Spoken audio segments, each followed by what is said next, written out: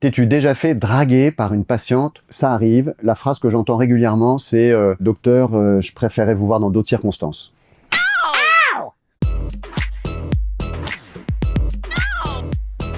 Pourquoi as-tu décidé de te lancer sur les réseaux sociaux? Parce que je voyais passer plein d'informations sur la gynécologie, sur la santé de la femme qui me paraissaient pas très bonnes. Donc j'ai eu envie d'utiliser cette fenêtre extraordinaire pour toucher le plus de monde possible pour divulguer de la bonne information, l'info vérifiée. Est-ce que l'allergie au sperme existe vraiment?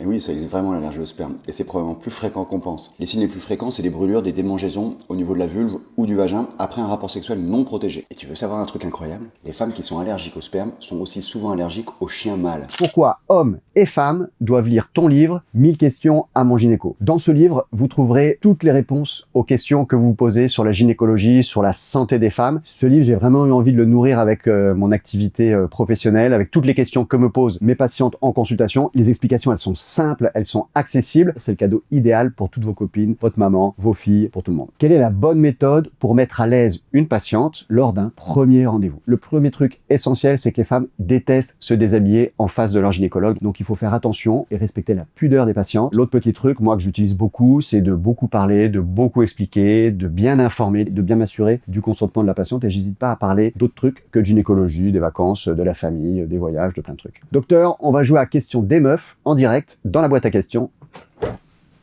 C'est parti.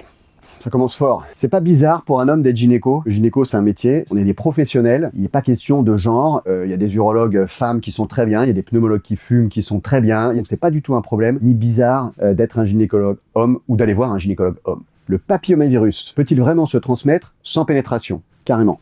Le papillomavirus, c'est un virus qui est extrêmement contagieux. N'importe quel contact entre la peau et les muqueuses peut le transmettre. Donc les préliminaires, sans pénétration, c'est un mode de transmission très classique du papillomavirus. Une femme a-t-elle autant de libido qu'un homme?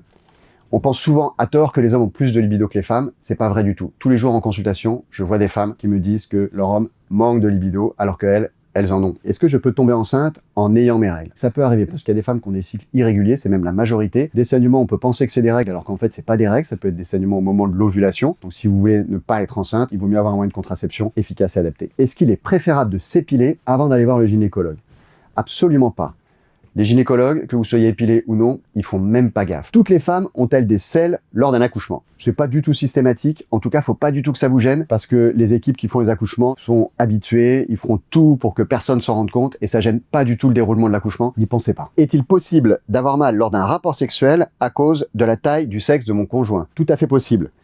Alors, il faut trouver des trucs pour pas que ça arrive. Il faut bien sûr choisir la bonne position, des positions qui font plus mal que d'autres. Si vous avez vraiment mal lors des rapports, il faut aussi consulter pour s'assurer qu'il n'y ait pas une maladie qui explique ces douleurs. La pilule est-elle nocive pour la santé? La pilule, c'est des oestrogènes de synthèse. Il y a des principes actifs dedans, comme dans n'importe quel médicament. Et comme n'importe quel médicament, il y a des effets désirables et des effets indésirables. Donc le choix de la contraception, il doit vraiment être réfléchi avec le professionnel qui vous suit dans le cadre de votre suivi gynécologique. Et c'est pas forcément la pilule. Est-il gênant d'avoir rendez-vous avec un gynéco pendant ces règles? Ça gêne pas du tout le gynécologue ou la sage-femme ou le médecin traitant qui assure votre suivi gynécologique. C'est pas un problème pour nous. Toi, quand Emmanuel Macron s'abonne à ton compte Instagram, l'Élysée nous a contactés pour faire une vidéo pour la vaccination contre le papillomavirus. Le papillomavirus, qu'on appelle aussi HPV, c'est 6400 cancers par an en France. À cause de lui, 30 000 femmes par an ont des lésions précancéreuses du col de l'utérus. Il n'existe que 2 moyens pour éviter les maladies liées au papillomavirus. Le dépistage, par le frottis du col de l'utérus chez les femmes à partir de 25 ans,